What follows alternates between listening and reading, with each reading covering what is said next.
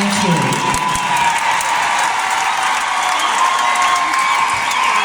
So this next song was written about a certain time period in my life. I think it's Gypsy. Actually, in the life of me and Lindsay when we first moved down to Los Angeles. This is A couple years probably my favorite Stevie Nicks songs. And And we made Buckingham Nicks is what we did. And it took a couple of, 2 years, right? About 2 years while he was with us. And it came out great, we loved it, and but of course it didn't do very well, and so that was a disappointment, but at the same time it was also reasons to make another record, so that's always good. So anyway, we were very poor. This is all about being really poor. This whole story.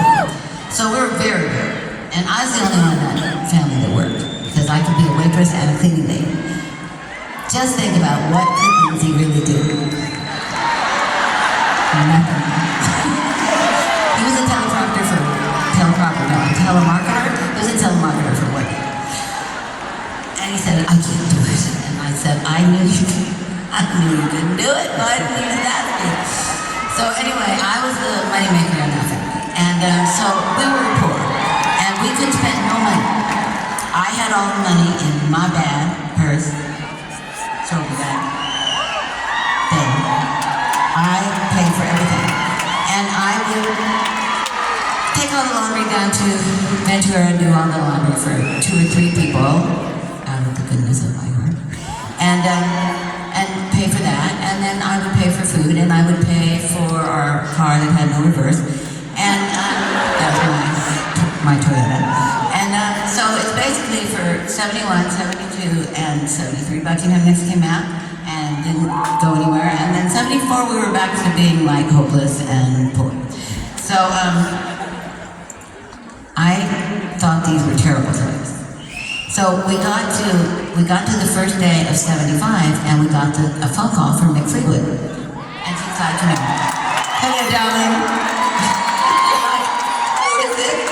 Hello, darling. Mick Fleetwood. And I'm like, hello, Mick. I instantly take on the English accent. Hello, Mick. And he goes, well, we would like to take you guys to dinner tomorrow night. And I'm thinking, free meal, fabulous. Second of all, could change our lives.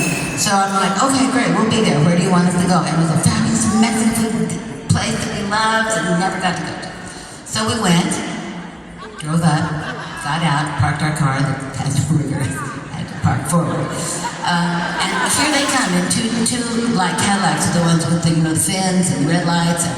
And I look at Lindsay as they're getting out. Mick is dressed beautifully in his English suit, and Lindsay and I have never seen anything like it. And I look at Lindsay and I go, this is good.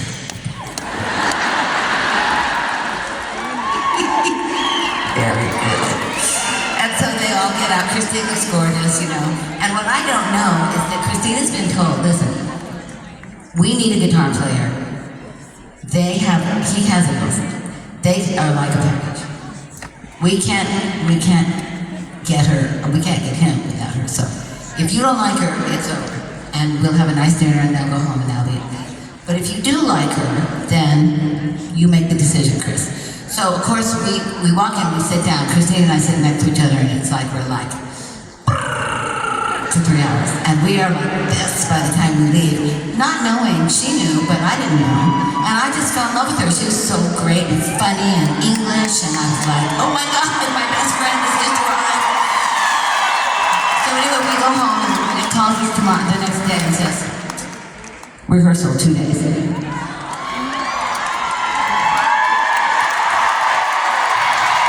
the rest is history.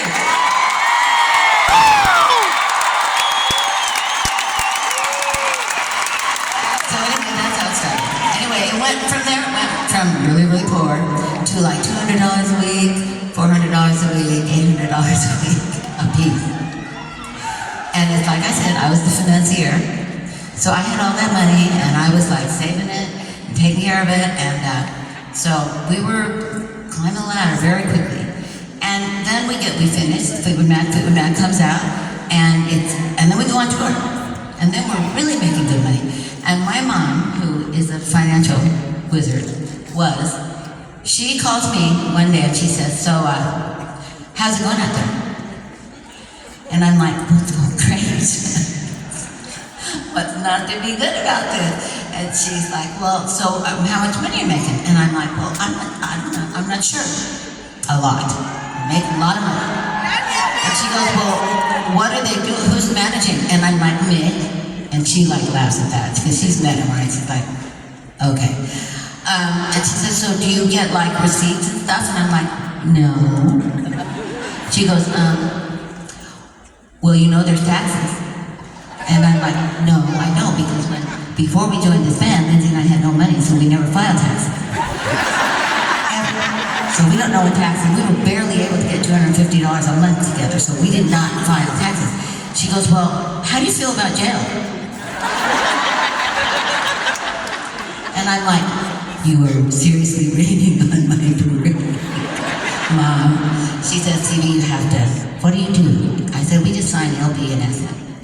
She goes, okay, well, you have to hire somebody to come in, take care of your money, and put you on a budget.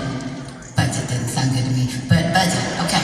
So, we're on a budget, we're doing well, and that's this is going into the end of the story, the only reason, the only people in Fleetwood Mac could have any money is me and Lindsay, is because of my mom telling us to hire a business firm.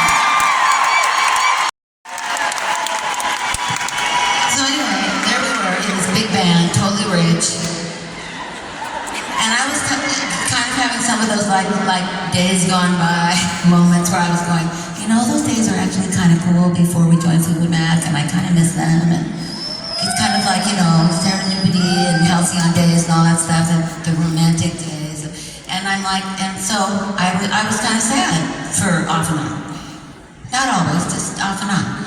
And so I would take my brand new gorgeous bed, put it in the garage, put the mattress on the floor, and I would put an old quilt from the past with some paper flowers, etc.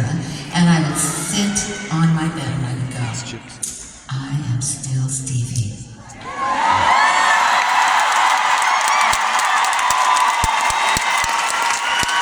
And it would bring me back to that place, to where I was, to where I came from, and to what I was, and who I was. And I wrote this song. And for all you nomads and people